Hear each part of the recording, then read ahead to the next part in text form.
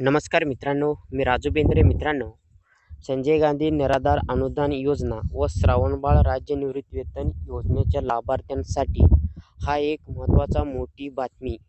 म्हणजेच पेन्शन योजनेच्या ह्या दोन्ही लाभार्थ्यांना लाभ घेण्यासाठी एक फॉर्म भरून द्यायचा आहे. ह्याच्यावरती सरकारने फर्स्ट सांगितलेलं आहे, तरच त्यांना लाभ मिळणार आहे, ह्या योजनेचे पैसे मिळणार आहेत. तर असं कोणतं फॉर्म आहे, भरून कुठे कोणाकडे जमा करायचं आहे, त्यासाठी आणखीन ह्या दोन्ही योजनेच्या लाभार्थ्यांसाठी आणखीन एक काम करायचं आहे.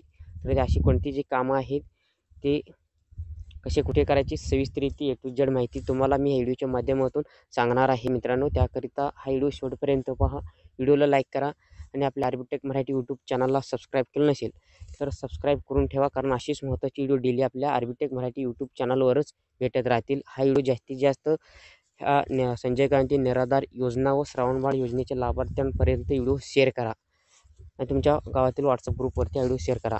तर चला मित्रांनो, व्हिडिओला वेळ न घालवता व्हिडिओला सुरू करू.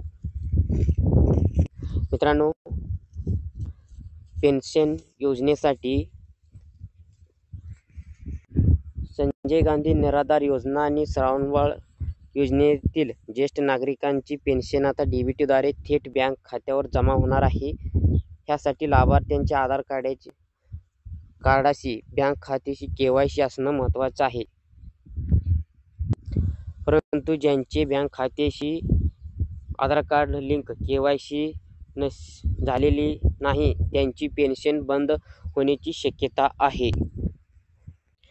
आपण जर संजय गांधी निराधार अनुदान योजना व श्रावणबाळ निवृत्तीवेतन योजनेचे ज्येष्ठ नागरिक पेन्शन घेत असाल तर तुम्हाला ही पेन्शन पूर्ववत सुरू ठेवण्यासाठी KYC अपडेट करावं लागेल.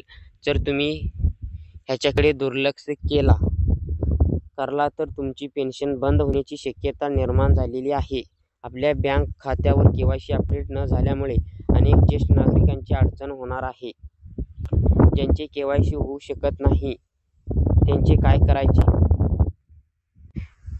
ह्याबाबत सरकारकडून स्पष्ट निर्देश नाहीत. त्यामुळे संभ्रमाचे वातावरण निर्माण झालेले आहे. ज्येष्ठ नागरिकांसाठी सरकारकडून संजय गांधी निराधार अनुदान योजना, श्रावणबाळ राज्य निवृत्तीवेतन योजना, इंदिरा गांधी वृद्धकाळ निवृत्तीवेतन योजना राबविण्यात येत आहेत.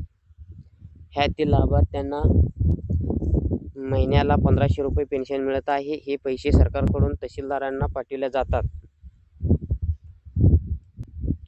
त्यानंतर ते ह्यांचे बिल हे जिल्हा कोषागार कार्यालयाच्या खात्याकडे पाठवितात. ह्या ठिकाणी जे मंजूर झाल्यावर पुन्हा तहसीलदारांना दिल्या जातात. त्यानंतर त्यांच्याकडून संबंधित लाभार्थ्यांच्या बँक खात्यावर ही रक्कम जमा केली जाते. त्यानंतर संबंधित लाभार्थ्यांकडून बँकेत जाऊन ही रक्कम काढली जाते. परंतु सरकारने आता पेन्शनची ही रक्कम DBTद्वारे थेट लाभार्थ्यांच्या खात्यावर जमा करण्याचा निर्णय घेतलेला आहे. पुढील महिन्यापासून याची अंमलबजावणी करण्यात येणार आहे. सध्या ह्या योजनेतील लाभार्थ्यांची आधार कार्डाची पडताळणी करून त्यांची DBT पोर्टलवर नोंद करण्याची प्रक्रिया युद्ध पातळीवर सुरू आहे. ह्यामध्ये आधार कार्डाची बँक खात्याची KYC केली जात आहे. परंतु अद्याप अनेक लाभार्थ्यांची KYC झालेली नाही. तसेच यातील अनेक जणांची तांत्रिक कारणामुळे आधार पडताळणी होऊन KYC होणं शक्यही नाही. अशा लाभार्थ्यांबाबत कोणतेही स्पष्ट निर्देश शासन निर्णयामध्ये नाहीत. त्यामुळे सध्या तरी ह्या लाभार्थी पेन्शन बंद होण्याची शक्यता आहे. अशा लाभार्थ्यांसाठी सरकारने काहीतरी पर्याय विचार करणं गरजेचं आहे. आता सर्व जिल्ह्यात 92% DBTचे काम पूर्ण झाले आहे. DBT पोर्टलवर जिल्ह्यात 92% काम पूर्ण केले आहे. यामध्ये संजय गांधी निराधार योजनेतील 66,509 लाभार्थी नोंदणी झालेले आहे आणि श्रावणबाळ योजनेतील 67,770 लाभार्थी नोंदणी झालेली आहे. ही कोल्हापूर जिल्ह्यातील असेल. जे उरलेली बाकीच्या जिल्ह्यातील अजून लाभार्थींची टोटल आली नाहीत. ज्येष्ठ नागरिकांना मिळणारी पेन्शन DBTद्वारे थेट त्यांच्या बँक खात्यावर जमा करण्याचा सरकारने घेतलेला निर्णय हा चांगला आहे. त्याची योग्य पद्धतीने अंमलबजावणी होण्याची गरजेची आहे. काही ज्येष्ठ नागरिकांनी काही तांत्रिक अडचणीमुळे DBT पोर्टलवर नोंदणी होण्याची शक्यता कमी आहे. त्यासाठी सरकारने काहीतरी पर्यायी मार्ग काढण्याचं गरजेचं आहे. मित्रांनो, संजय गांधी निराधार अनुदान योजना व श्रावणबाळ सेवा राज्य निवृत्तीवेतन योजना, इंदिरा गांधी वृद्धकाळ निवृत्तीवेतन योजनेचे लाभार्थी असाल, तुम्हाला ह्या योजनेच्या माध्यमातून पुढे तसंच पेन्शन हे घ्यायचं असेल तर त्यासाठी तुम्हाला तुमच्या बँक खात्याशी आधार कार्ड हे संलग्न म्हणजे लिंक करायचं आहे DBT प्रमाणे. तर आता तुम्हाला ज्या बँकेमध्ये ह्या योजनेचा लाभ घ्यायचा आहे हवा आहे त्या बँकेमध्ये जाऊन तुमच्या बँक खात्याशी आधार कार्ड हे लिंक करायचं आहे DBT प्रमाणे.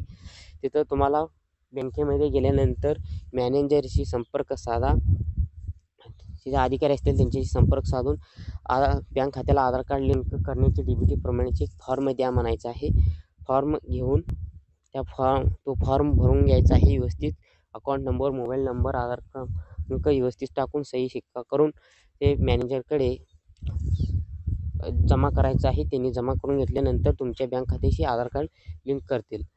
जर तिथे बँकेकडे करूनही तुम्हाला तुमच्या संजय गांधी निराधार अनुदान योजनेचे ऑफिस किंवा जे तलाठी अधिकारी असतील त्यांच्याकडे सुद्धा बँक पासबुक, आधार कार्ड, फोटो, रेशन कार्ड म्हणजे बँक पासबुक असे जे डॉक्युमेंट्स आहेत त्यांना विचारा, ते डॉक्युमेंट्स मागतील ते सुद्धा तिथे जमा करा आणि तुम्हाला त्या DBTच्या पोर्टलवरती तुमचे नाव हे त्यांनी नोंद करतील आणि तुम्हाला पुढील येणारे योजनेचे पैसे DBTच्या अंतर्गत मिळतील. आणि ह्यालाच पेन्शन योजनेचं KYC म्हणतात. म्हणजे बँक खात्याला आधार कार्ड लिंक केला तर तुम्हाला ह्या योजनेचं KYC झालेलं आहे.